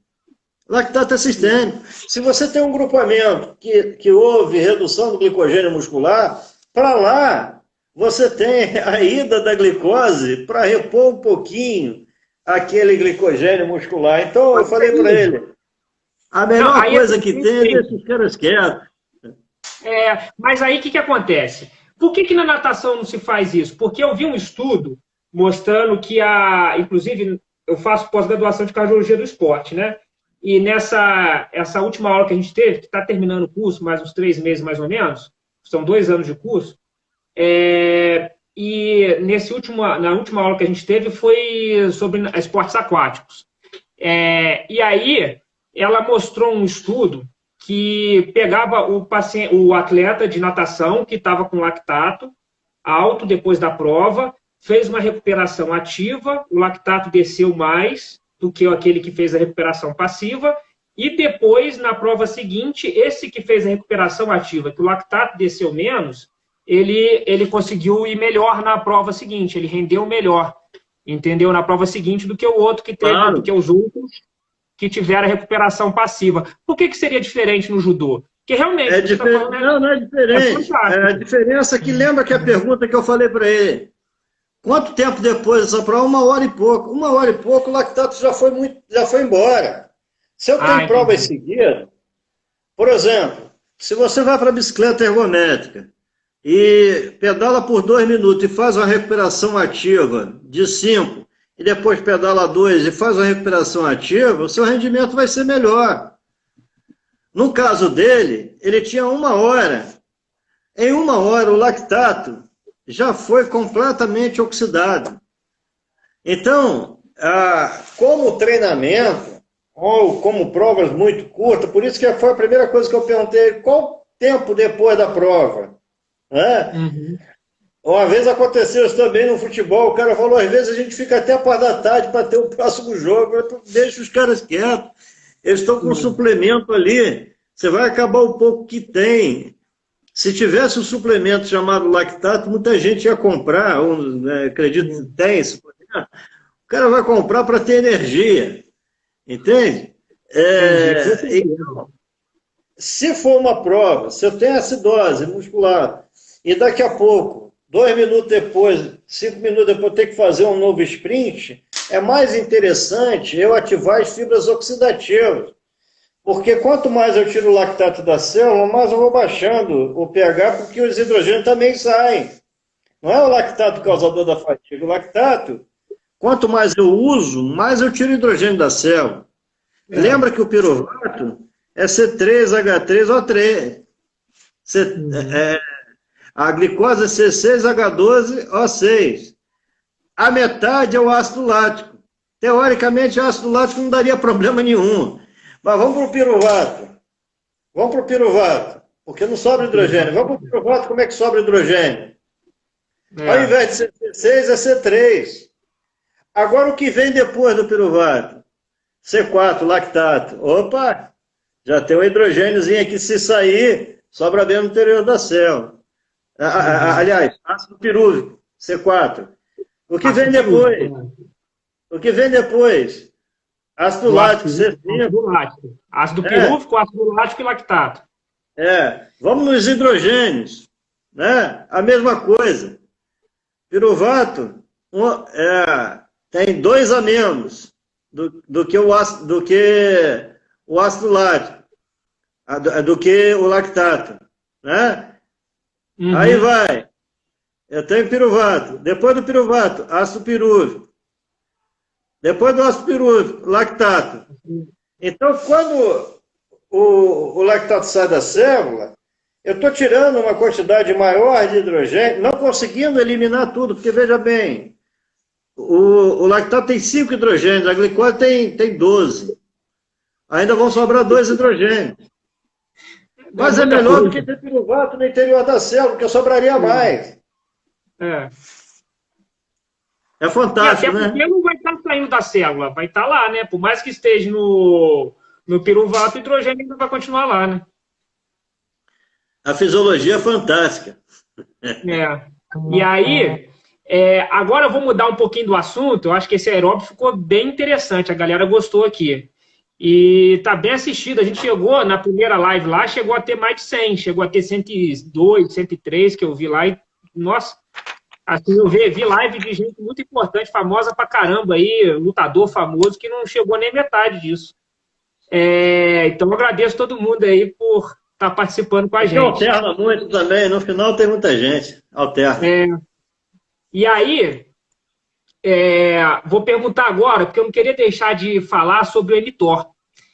E aí, eu queria que você explicasse a importância da sinalização mecânica da mTOR. E, ao mesmo tempo, para deixar com uma pergunta só, o treino aeróbico, ele diminui a sinalização de mTOR? Porque eu sei que ele tem uma influência grande nessa sinalização de mTOR. Por isso que vem essa preocupação, principalmente de fisiculturista, que só quer ganho de massa, né, de colocar o treino aeróbico junto com a musculação. Então, qual que é a importância dessa sinalização mecânica da mTOR para hipertrofia e se o treino aeróbico ele diminui a sinalização dessa mTOR? Bom, vamos lá. Não tenho apenas uma forma de sinalizar para a mTOR, só para simplificar para as pessoas. Quando eu faço ativação de mTOR, seria a fosforilação, o treinamento faz isso, eu tenho síntese proteica, ok? Então, toda vez que a gente falar aqui em ativar, vamos usar esse termo, mTOR, eu estou dizendo que vai proporcionar a hipertrofia muscular. Só que eu não tenho apenas um caminho para isso. Eu tenho o caminho de TSC, eu tenho o caminho de ELF, eu tenho vários caminhos. Outra coisa, no exercício que eu faço, o aeróbio, eu bloqueio uma dessas vias, ok? Então, não vai ser 100%. Se você fizer musculação e antes ou depois fizer o aeróbio, você nota que você não perdeu sua capacidade de hipertrofia de 100%. Você pode não ter hipertrofiado tudo que você poderia, mas 80%, 75%, 88%, isso é muito individual. Tá? Você bloqueia então, a primeira quantidade de mTOR que é ativada, então. Basicamente exatamente, isso, é só diminuir a quantidade. Exatamente. Mas ainda eu posso perder uma via. Eu posso perder uma via da TSC2, mas não perco de todas. Ok? Entendi. Então, esse bloqueio não é 100%. Outra coisa que muita gente não leva em consideração. Isso é músculo localizado, não é sistêmico. mTOR não está presente na circulação. Se você fala que treinou bíceps, peitoral, pai depois fez uma corrida, 0 para inibir TSC. Tá? Eu não digo 0, mas quase nada, porque essa ativação ela é local. Vai ser só de membro inferior. Exatamente. Tá? E quanto mais distante um do outro, mais eu perco essa inibição, vou deixando de lado essa inibição. Então, por exemplo, uma coisa é terminar o treino e imediatamente começar outra na parte da tarde, outra no dia seguinte. Então, são vários fatores, mas que entram em consideração. Mas uma coisa fundamental, aliás, duas, o fator localizado e a inibição não é total. Isso já dá um alívio para o cara, não é? Segundo, aeróbio é muito importante para uma série de coisas. Eu não digo aeróbio, treino contínuo, porque aeróbio tudo é. Treino contínuo ou intervalado. Tem gente que gosta de contínuo, tem gente que gosta de intervalado. Você, eu só gosto de da intervalado. medicina desportiva, sabe o quanto é bom para vários fatores, não é? Inclusive neurais, cognitivos. Tem sido mostrado até redução de placas ateroscleróticas, como foi mostrado em 2015, o núcleo necrótico, uma redução com exercício aeróbico, enfim, tem uma série de coisas que o aeróbio é muito, o contínuo é muito legal. Por isso que eu nunca deixo prescrever. Eu sempre, assim, só para explicar, porque eu vejo que tem muito educador físico, que deve ser aluno seu e tudo mais, e que trabalha contigo. O que acontece é o seguinte, o médico do esporte, o que a gente faz? Eu chego um paciente que ele pode ser cardiopata, diabético e tudo mais, e eu vou prescrever uma atividade física para ele de acordo com o que vai melhorar, o que ele possa fazer, que vai melhorar aquela patologia, aquela doença dele, ou então alguma que ele possa fazer, porque ele vai ter contraindicações, dependendo da cardiopatia no coração dele, vai ter contraindicações para diversos. Só que a prescrição desse exercício não é bem uma prescrição, é uma prescrição generalizada. Então eu mando para o educador físico, para o preparador, que ele contratar e tudo mais, eu mando um relatório falando assim, eu quero que esse paciente faça mais exercício resistido, porque ele é hipertenso. E aí a gente sabe que o exercício resistido no hipertenso tem uma tendência maior a baixar a hipertensão. Mas eu nunca prescrevo um só. eu sempre vou fazer os dois. Eu nunca deixo de fazer, por mais que eu prescreva o resistido para aquele objetivo, eu sempre deixo os dois. E aí, quem vai dizer qual tipo de exercício resistido, quem vai falar como que ele vai fazer, como ele vai trabalhar cada um deles, vai ser o preparador físico, né? Que às vezes, assim, eu acho que quem não conhece medicina esportiva pode ficar com muito medo por causa do choque, falando que pode ter um choque entre as duas profissões, como, por exemplo, na nutrologia com a nutrição.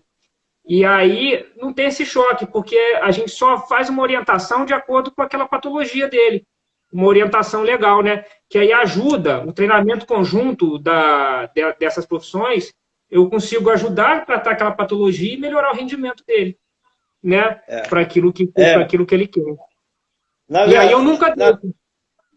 Na verdade, a orientação, o que você colocou é importante, a orientação que você faz no sentido patológico do que a patologia se mostra, né, apresenta de necessidade. E, no caso, o personal, ele com base em informações clínicas, né, que você tem essa possibilidade, né, de ter exames clínicos, exames bioquímicos, né, e o preparador ele vai optar pelos métodos de treinamento para alcançar aquele objetivo, baixar a glicose, enfim, uma série de coisas.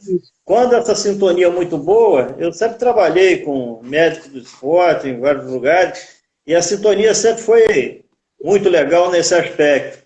Mas só para concluir lá o que a gente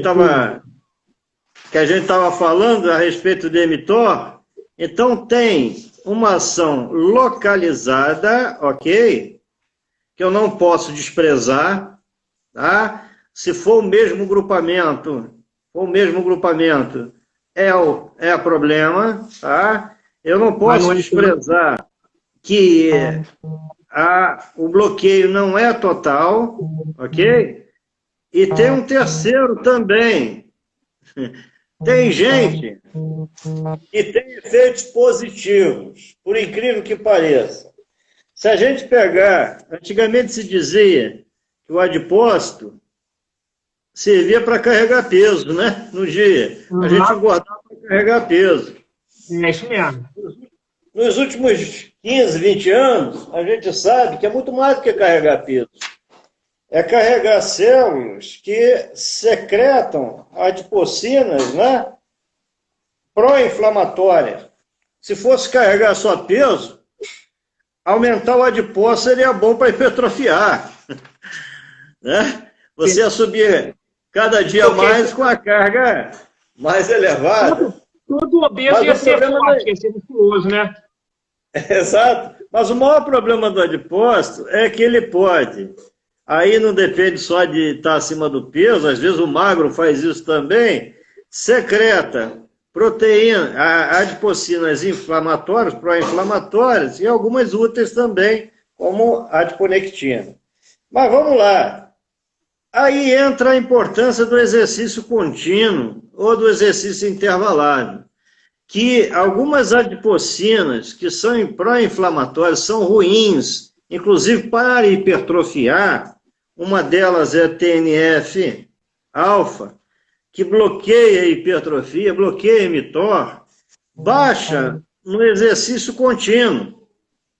Então, eu não posso dizer que todo mundo vai ter efeito negativo. Isso é um efeito sistêmico. Em quem? Em hipertenso, em diabético, com envelhecimento. Geralmente a gente está com a PCR mais elevada, TNF mais elevado, e isso baixa bem com exercício contínuo. Então, em alguns casos, o exercício contínuo, ele se torna sinergista para a hipertrofia. Então, são 3 fatores que a gente tem que levar em consideração. 1, o bloqueio não vai ser de 100%. 17, 15, alguns não bloqueiam quase nada, né? Segundo, alguns bloqueiam bastante.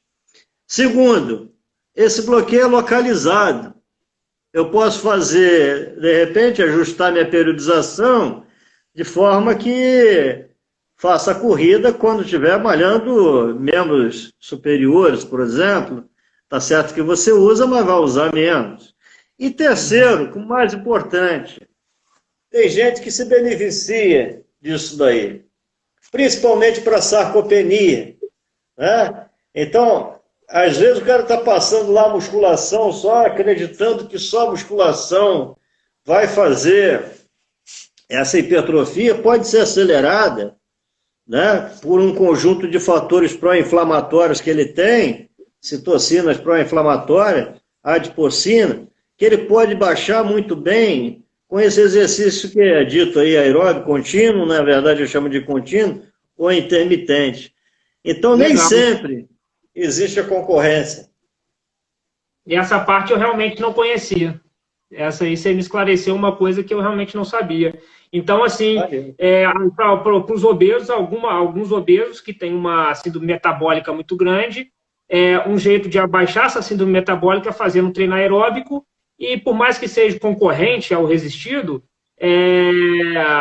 vai ser benéfico porque ele vai fazer a adipocina, diminuir a produção de adipocina que atrapalha o exercício do resistido, a hipertrofia que faz o exercício resistido. Perfeito, muito obrigado. Que mais bloqueia não conhecia.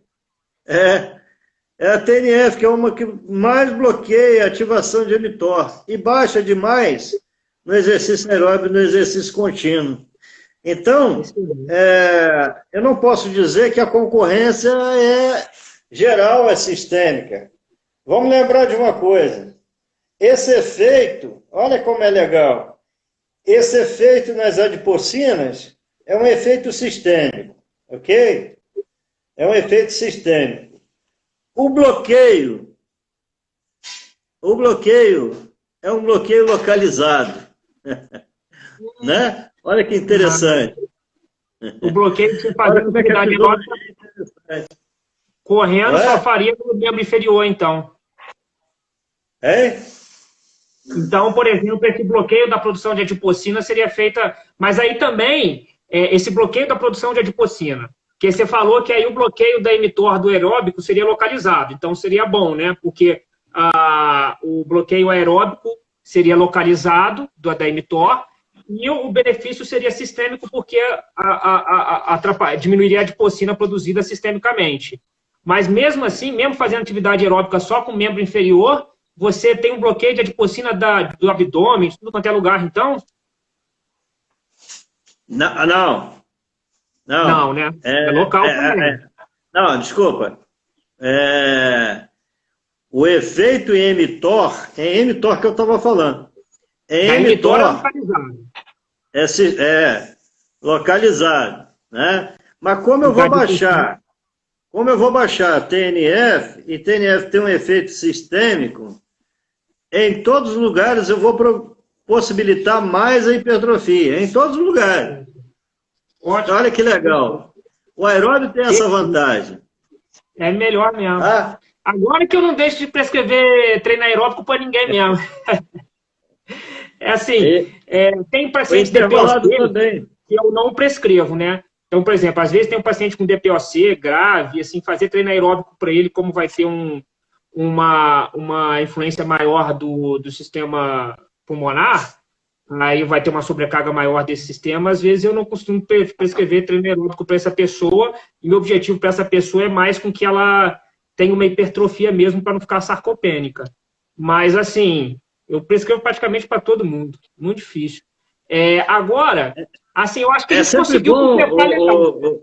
Selene, é sempre bom a gente deixar, assim, claro, para o pessoal que está assistindo, na verdade, o papel de um, o papel de outro. A informação que você passa, como profissional de educação física, é questão associada à patologia. As limitações, né? As limitações que ele passa a ter, o tipo de exercício, o método, a duração, o controle, aí é o profissional de educação física, que às vezes eu, às vezes, o profissional de educação física, ele pode pensar assim, bom, quando ele fala de prescrição, então, não. Não, de maneira alguma. Por exemplo, eu falo só, por exemplo, quando eu falo resistido, eu só falo resistido. E aí, como vai ser o Exatamente. resistido? Como que ele vai fazer? Se vai fazer supino, se vai fazer, quanto você vai fazer? Isso aí é com o educador físico. De vez em quando, eu costumo colocar tempo também. Porque eu costumo colocar tempo, porque eu sei que aquela patologia, por exemplo, dependendo de determinado tempo que ela fizer o treino, isso vai prejudicar, entendeu? Aí, às vezes, pelo teste de esforço, eu sei como que o coração daquela pessoa está funcionando. Então, assim, aí eu, às vezes, costumo colocar tempo. E outra coisa que eu coloco tempo também é de acordo, porque eu também faço a dieta, eu costumo prescrever uma dieta e uma orientação dietética para o paciente. Então, eu faço ciclos. Por exemplo, um obeso. Aí, primeiro, às vezes, eu tento emagrecer aquele obeso para depois fazer um ganho de massa muscular. Porque, normalmente, principalmente mulher, ela está desesperada para conseguir emagrecer. Então, se eu tentar ganhar massa muscular antes para essa minha paciente, ela vai ficar chateada comigo. Aí eu estou trocando gordura, ela não está praticamente emagrecendo, no máximo emagreceu 1 quilo, só que foi uma troca ali, mas de gordura, vamos supor, ela emagreceu 5 quilos de gordura e ganhou 3 quilos de massa magra. Só que na balança só deu 2 quilos de diferença. E aí ela vai ficar chateada comigo, vai ficar desesperada, porque o desespero dela é emagrecer. Então, às vezes eu coloco esses tempos e tudo mais na minha prescrição por causa disso, porque eu mesclo, eu tento fazer sinergisticamente ou sinergicamente com a dieta, para poder chegar naqueles ciclos, naqueles mesociclos que eu crio, para ter o objetivo primeiro dela. Então, por exemplo, se ela quer emagrecer primeiro, está desesperada, uma dieta hipocalórica, mas com uma grande quantidade de proteína para não perder massa muscular e não abaixar a taxa metabólica, e coloco ela com tanto tempo de treino de acordo com o que eu quero. E aí depois eu vou para uma segunda fase. Conseguiu chegar no objetivo? Agora vamos tentar ganhar mais massa muscular. Entendeu? Aí fica mais ou menos assim. Por isso que eu normalmente coloco, mas jamais, jamais o médico do esporte se mete no treinamento. Entendeu? O tipo de treinamento que vai fazer, quem decide é o educador físico. Exatamente. Isso é muito importante ser colocado, porque há certas áreas há um limite, né? Como fisioterapia, a educação física, a nutrição e nutrólogo, fisiatria e fisioterapia. Então é importante essa definição de papel de cada um, isso é muito importante. Eu realmente nunca tive problema com médico do esporte, com nutricionista, exatamente por ser uma via de mão dupla, né? Com fisioterapeuta. Minhas grandes amizades sempre foram assim com essas pessoas da área de saúde, porque uma coisa que é muito legal, que a gente chega num nível de discussão do que vale é o que está escrito na ciência, né? Então, Lógico. Isso é muito importante. O artigo que eu leio é o mesmo que você lê. Eu vou no American College para ver os artigos, eu vou no Sport Nutrition para ver os artigos. E aí, todos eles a gente também usa, você também usa, eu uso. E aí, o que acontece?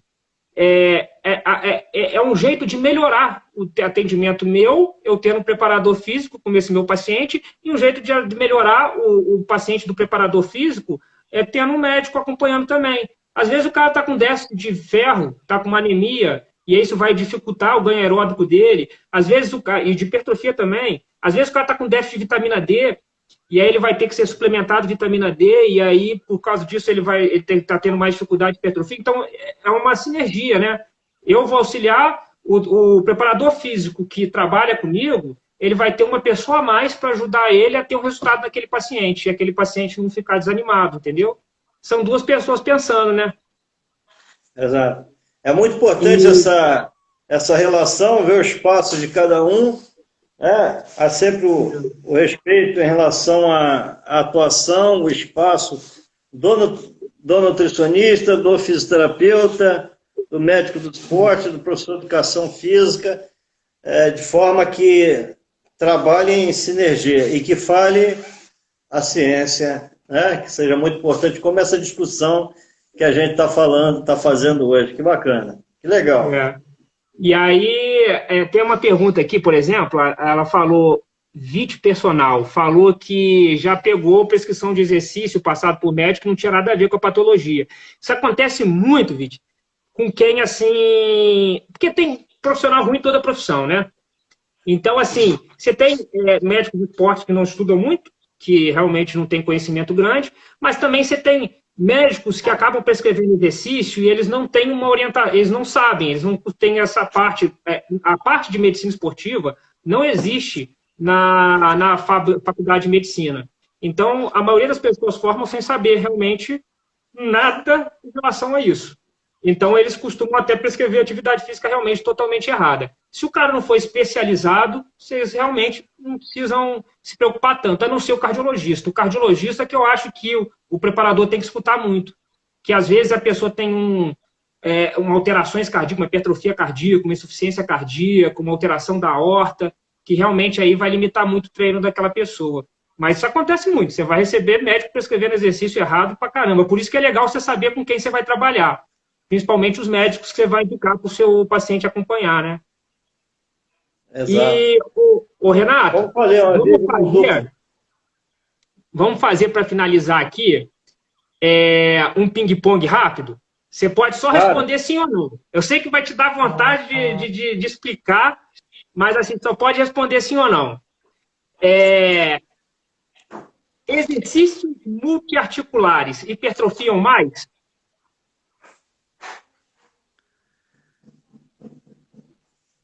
Pensar? Cara, eu sei que dá vontade de falar. Com poucas palavras, você falar. Deixa eu usar um pouquinho mais. O exercício localizado também é importante. Tá? Entendi. Quanto mais fibras, obviamente, maior possibilidade. Seria uma injustiça comparar uma caneleira com agachamento. Não é porque é caneleira, não é porque é agachamento. É um número de unidades motoras. As pessoas têm muito hábito assim a caneleira é ruim. Não é... Qualquer fibra que entrar usando uma caneleira vai hipertrofiar. A fibra não sabe que você está usando a caneleira. Alguém tem que bater lá no músculo e falar, olha, a unidade motora aí que está trabalhando, o cara está fazendo com caneleira. Tá contigo aí, pessoal. Ah lá, o pessoal está falando com você, o professor é sim ou não, professor? Mas aí tem como você falar só sim ou não, é difícil, né? Pô, mas realmente. Aí vamos ver se essa aqui fica mais fácil para você. Halteres ou máquinas? Qual hipertrofia mais? É óbvio que a propriocepção acaba recrutando mais.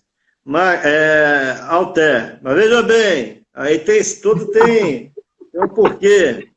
Depende para quem. Lógico. A especificidade do tipo de pessoa também, né? Às vezes a pessoa não tem dificuldade de usar o halter e aí vai ter que usar a máquina. Vamos para o próximo. Alongamento deve ser feito antes, depois ou em outro período fora do treino de hipertrofia? Cara, responder essas coisas assim muito rápido é complicado, porque depende do tipo de alongamento que o cara faça. O cara pode fazer um alongamento e prejudicar o treinamento de força, e ele pode fazer um alongamento e não prejudicar nada. A questão de conhecimento da fisiologia. Eu vou te dar um exemplo. Se o cara fizer um alongamento, mobilidade, alongamento, bastante exercício específico, quando ele for para a máquina lá, equipamento, passaram 10, 15 minutos, não tem efeito negativo nenhum, faz antes, faz depois, sem problema algum. Então vamos para outra aqui, ó. Essa daqui talvez seja mais polêmica. Dá para ficar gigante sem uso, gigante, grande, forte, sem uso de hormônio esteroide anabolizante? Não. Não. Mas olha, é melhor ser um gigante vivo. É o que eu falo. Depois eu quero fazer até um vídeo falando sobre as contraindicações. A questão é que a pessoa às vezes faz uso indiscriminado sem uma orientação, sem controle, sem exame. É, a maioria faz isso. E aí o que acontece? Hoje em dia, essa Renata Castro também está fazendo um estudo muito legal, que ela está fazendo uma técnica de strain em pessoas que fizeram um ciclo só ou 2 ciclos. Porque também existe só aquela, na nossa cabeça, tem aquela ideia de que o uso de hormônio, esteroide anabolizante, ele faz mal só a longo prazo. Mas você tem alterações que podem acontecer agudas, como tromboses, embolias e tudo mais, como hepatites, e ela está agora estudando a alteração aguda que um ciclo só possa fazer.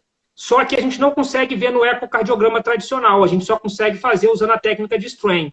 Então, ela está fazendo um estudo aí, espero que ela consiga. Ela selecionou alguns pacientes que já fazem uso de hormônio, que fizeram um ciclo só ou 2, poucos ciclos, para avaliar a quantidade já de dano cardíaco que pode ter acontecido com aquele paciente. Né? E eu acho que é muito legal. Depois, assim que ela publicar, eu vou ser o primeiro a publicar aqui no meu Insta. Eu recordo. E aí, outra coisa. Sim ou não? É um ou outro só, hein? Tem que escolher rápido. Carga ou número de repetições? É polêmico mesmo. É para deixar confuso. Lembra que no início eu falei volume? Não tem letra C, volume não, pô? Que envolve tudo.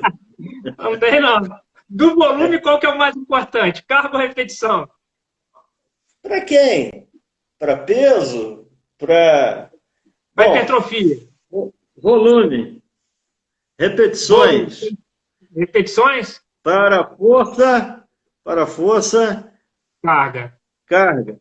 Mas tudo vai dar volume. Ótimo. Tá? Se eu tiver, a letra que eu queria é a letra C, volume. Tá, João. E a última seria: deve-se suplementar todos os indivíduos com algum tipo de suplemento? Todo mundo tem que tomar pelo menos algum tipo de suplemento? Não. Ótimo. Obrigado, Renato. Então é basicamente isso. Eu acho que a galera gostou. Aí teve uma participação muito boa.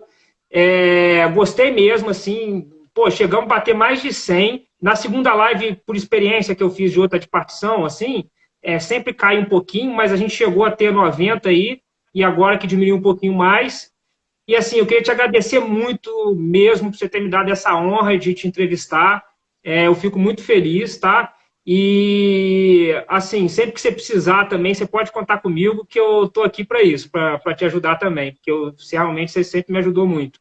E eu queria também, antes de despedir, falar um pouquinho do seu livro, que eu achei muito interessante, cara. Você falou do livro, você fez um livro chamado A Teoria C, Por que o Corpo Engorda e Como o Corpo Emagrece.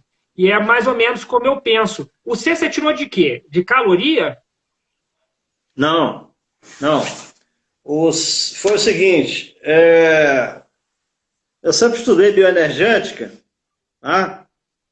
E o que você tem em metabolização de lipídio é CO2 e H2O, certo?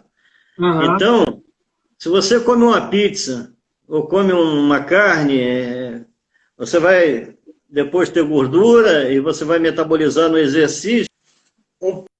O tijolinho que vai sair da gordura não sai pelo suor, não sai pela urina, sai pelo seu nariz. O C é que a maior parte, quase 83% que você perde, é via CO2. O resto é água. Tá? Água metabólica que você constrói. Então, praticamente, se você perder 1 quilo de gordura, 830 gramas foi embora através do nariz, pelo CO2. Como o O2 é comum, já está no ambiente, eu botei teoria C. E eu explico desde a fotossíntese, até o metabolismo. E por coincidência, eu postei isso logo assim, uns 5, 6 anos atrás. Isso legal, foi cara. Oi? Pode falar. E um tempo depois, um grupo de australianos, pode até comparar a primeira postagem minha dessa aí, um grupo australiano publicou um artigo exatamente o que eu disse. exatamente o que eu disse. Eu, inclusive, no livro usei. Lá na Austrália, que eles estão muito depois, só que eles fizeram melhor do que eu. Eles quantificaram. Eles quantificaram. Eu fiz melhor porque associei ao exercício, eles não dão dica de exercício, não analisam nenhum tipo de exercício. Mas eles provaram por estequiometria, enfim, mostraram que realmente isso acontece. Valores. Eu ainda não li seu livro. Eu vi a sinopse dele, mas eu ainda não cheguei a ler. Mas você não tem a dúvida que eu vou ler. O meu objetivo era ter lido até a live de hoje, para a gente poder debater um pouquinho sobre ele. Mas aí eu tive que estudar um monte de coisa, eu faço muito curso, aí fiquei perdidinho, não deu tempo. Então eu te peço desculpa. Mas eu vou ler com certeza seu livro. Até o final de semana eu compro esse livro aí, e eu aconselho todo mundo a comprar. Obrigado, eu mando para você. Se tiver aí, eu mando para você. Eu vi que tem online, Deixa eu te falar um negócio. Tem na Amazon, e inclusive para quem tem o Kindle Unlimited, sei lá, não sei falar aquele negócio. Quem tem aquela parte do Kindle lá, que assina o Amazon Prime, ele está de graça, ele está disponível agora de graça para poderem ler. Isso. Mas vamos dar uma forcinha pro Renato, né? Vamos comprar lá no blogspot dele lá. Deixa eu fazer uma propaganda. Deixa eu fazer uma propaganda amanhã. Um médico que você deve conhecer, o Gustavo. Tá? Gustavo? O Gustavo Medeiros, né? Eu tenho uma live amanhã com ele, eu vou divulgar também. Tá Gustavo ótimo. Medeiros. Semana que vem o Paulo Autuori, provavelmente. Né? A gente está confirmando aí. Todo dia eu tenho feito live, todo dia. Tem feito. Então, agora que eu não me lembro de cabeça. Você falou do Paulo Autuori? Você se arriscou com relação a ser técnico, né, no São Gonçalo. Eu até trabalhei um tempinho no time de São Gonçalo.